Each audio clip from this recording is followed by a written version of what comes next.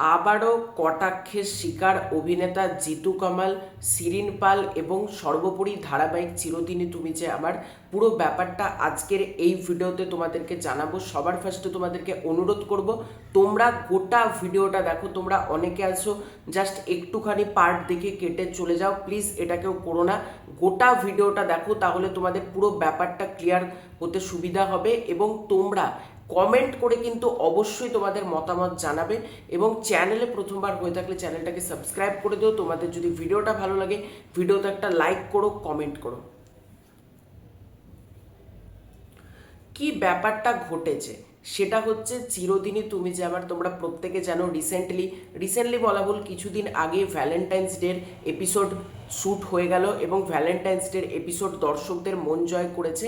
এবার একটা জিনিস নিয়ে 3-4 দিন ধরে দেখছি সোশ্যাল মিডিয়ায় এত নেগেটিভিটি হচ্ছে, তো সেই ব্যাপারটাকে নিয়ে কথা বলবো।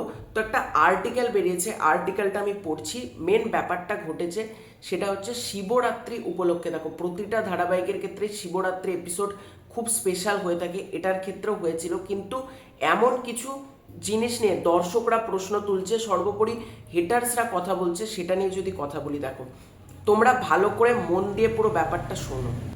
রোম্যান্টিক সিরিয়াল না কমেডি, এই দৃশ্য ছাড়া যেন শিবরাত্রি বৃথা, তাই অন্যদের থেকে চুরি করেছে। গল্পের বদলে বাড়ছে অতি নাটকীয়তা, আর্যর মাথায় জল ঢালছে অপর্ণা, চিরদিনই তুমি যে আমাদের প্রোমো ঘিরে সমাজ মাধ্যমে নতুন হাসির বন্যা।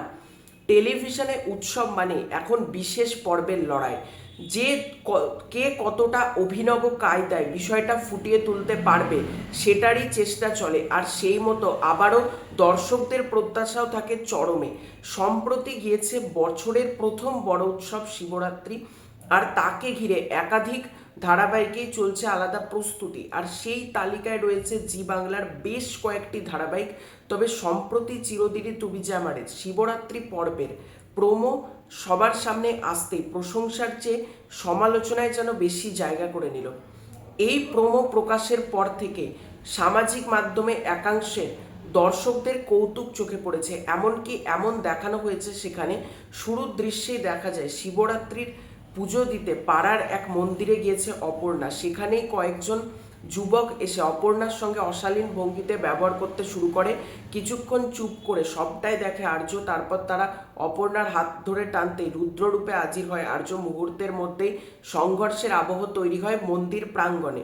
এতটুকু পর্যন্ত লেখা হয়েছে। তারপর লেখা রয়েছে, আর্য তাদের মারতে থাকে অপর্ণার সঙ্গে অসভ্যতা করার জন্য। কিছুতেই সে শান্ত হচ্ছে না দেখে স্বামীকে থামানোর চেষ্টায় অপর্ণা নিজের পুজোর ঘট থেকে আর্যর মাথায় জল ঢালতে শুরু করে।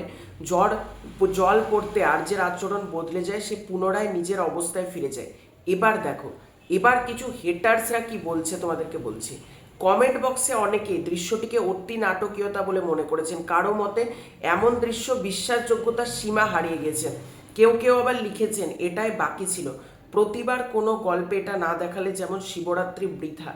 অন্য একদল দর্শক প্রশ্ন তুলেছেন, লেখকের যোগ্যতার কি এতটাই অভাব? অন্য ধারাবাহিক থেকে গল্প নকল করতে হয়? তুলনা টানাপোড়েনও শুরু হয়েছে সমসাময়িক ধারাবাহিকের সঙ্গে। এমনকি কেউ বড় পর্দায় প্রশংসিত কাজের পর এমন দৃশ্য দেখে অবাকও হচ্ছেন। কেউ কেউ বলছেন, জিতু কি টাকার জন্য সব কিছু করতে পারে? এমন দর্শকদের কমেন্টে অভিনেতার তরফে এ বিষয়ে এখনও কোনো প্রতিক্রিয়া সামনে আসেনি।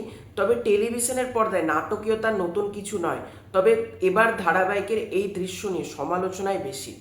এবার আমি একটা কথা বলবো, সেটা হচ্ছে, দেখো, ধারাবাহিক মানেই তো একটা নাটকীয়তা থাকবে, সেটার সাথে বাস্তব। তাহলে ভাই বাস্তবেই তোমরা দেখো না। আজকে কিছু মানুষ সিনেমা, সিরিয়াল, সিরিজে বলে, ভাই এটা বিশ্বাস করতে পারছি না। ভাই তোমাকে বিশ্বাস করতে কে বলেছে? এটা মনোরঞ্জনের জিনিস। মনোরঞ্জনকে না, এন্টারটেনমেন্টটাকে এন্টারটেনমেন্ট হিসেবেই দেখা উচিত। সেটার মধ্যে কে টাকার জন্য কে কী করছে, কে কী না করছে, সেটা ভাবনার তো আপনাদের কেউ না। জিতু কামাল টাকার জন্য কি করছে না করছে সেটা সেই তাকেই ভাবতে দিন না। আপনারা সবই যদি ভেবে ফেলেন তাহলে কি হলো? আর কিছু দর্শক দেখেছি, এটা বিশ্বাস করতে পারলাম না, এটাই করতে পারছি না। আরে ভাই, ধারাবাহিক বা সিনেমা হোক বা অভিনয় জগতই নাটকীয়তাটাই তৈরি হয়, এন্টারটেনমেন্ট, এটা একটা মনোরঞ্জনের জিনিস। অডিয়েন্স কিছু আছে এগুলো বোঝেই না। তাহলে ভাই দেখো কেন তোমরা যদি সব কিছুকেই সত্যি মনে করো, এগুলো কোনো কিছু সত্যি না, এগুলো দর্শকদের ভালো লাগার জন্য একটা এন্টারটেনমেন্টকে এন্টারটেনমেন্ট হিসেবে নিতে শিখুন। আমি এটাই বলবো। তো তোমাদের পুরো ব্যাপারটাকে নিয়ে কি মতামত কমেন্ট করে জানিও। চ্যানেলে প্রথমবার হয়ে থাকলে চ্যানেলটাকে সাবস্ক্রাইব করে দিও। খুব শীঘ্রই দেখা হচ্ছে নতুন কোনো ভিডিওতে, ততক্ষণের জন্য বাই বাই।